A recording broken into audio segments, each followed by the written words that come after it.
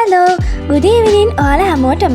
ඉතින් ඔන්න අපි අද පොඩි ගමනක් යනවා. එතන විදිහට අපි දැන් යන්නේ ගෝල්.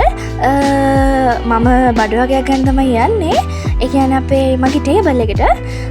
ඉතින් දැක්ක නේද ස්කයි එක මාරම ලස්සනයි බීච් එකත් එක්ක තියෙන නිසා. ඉතින් ඔන්න අපි ආවා. අපි ආවේ මංජරී කියන ෂොප් එකට. ඇතුළට ගිහින් ඒක ගොඩක් ලොකුයි.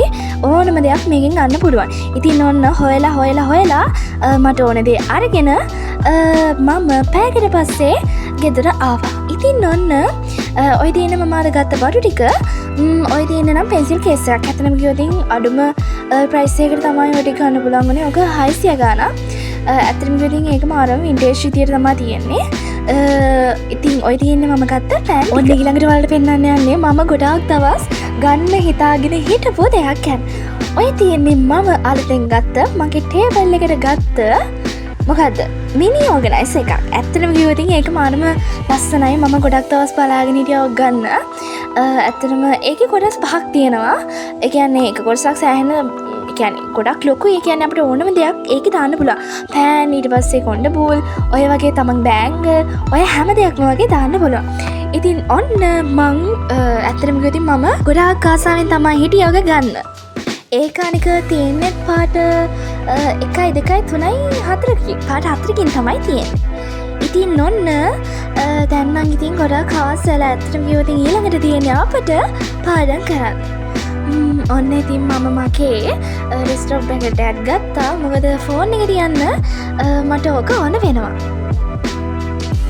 ඉතින් යාළුවනේ ඔයාලට පෙන්වන්නම් මොකද්ද වගේ මගේ ටේබල් එක නම් ගොඩාක් හැඩි වෙලා තියෙන්නේ.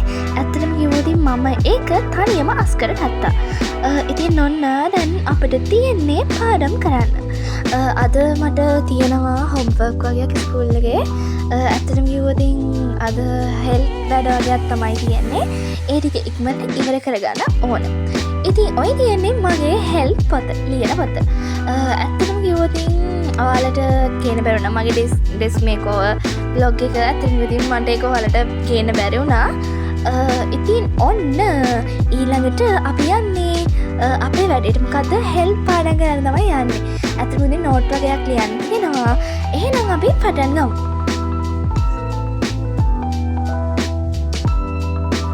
ඇත්තටම කිව්වොත් යාළුවනේ ඔයාලගේ ආසම පෙන් එක මොකක්ද කියන්නකෝ. මගේ නම් බ්ලැක් කලර් තමයි. ඇත්තටම කිව්වොත් ඇස්තරික් විදිහට ලියන්න පුළුවන් පොතේ ඇත්තටමයි කියන්නේ. බ්ලූ පෙන් එකට වඩා මං ආස බ්ලැක් පෙන් එකට. මොකද අනේ මන්ද හේතුවක් දන්නේ නැහැ.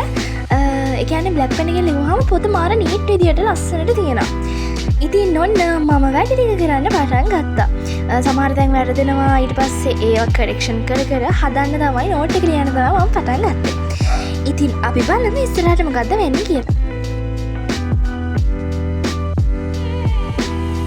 ඉතින් යාළුවනේ මට ගොඩ දවසකින් ඔයාලට vlogs කියන්න බැරි වුණා. ඇත්තටම කිව්වොතින් ස්කූල් වැඩත් එක්ක ඊට පස්සේ සයන්ස් ක්ලාස් එකේවත් එක්ක මම ගොඩක් හිර වෙලා තමයි හිටියේ. ඒ නිසා මට ඔයාලට vlogs කියන්න බැරි වුණා. මම ඇත්තටම කිව්වොතින් ඉස්සරහට තව ගොඩාක් vlogs කියන්න බලාපොරොත්තුෙන් තමයි ඉන්නේ. ඉතින් ඔන්න මගේ හෙඩ් වැඩේ ඉවරයි. ඇත්තටම කිව්වොතින් අපිට දැන් ගොඩාක් රැ වෙලා තියෙනවා. රැ වෙලා කිව්වට ඩාර්ක් කලාකුළු තමයි තියෙන්නේ. මං හිතන්නේ වහින්න තමයි හදන්නේ. ඉතින් යාළුවනේ අදට මගේ බ්ලොග් එක ඉවරයි. ආයෙත් ඔයාලට බ්ලොග් එකක් ගේනකම් පරිස්සමට ඉන්න ඕන හොඳද? බයි.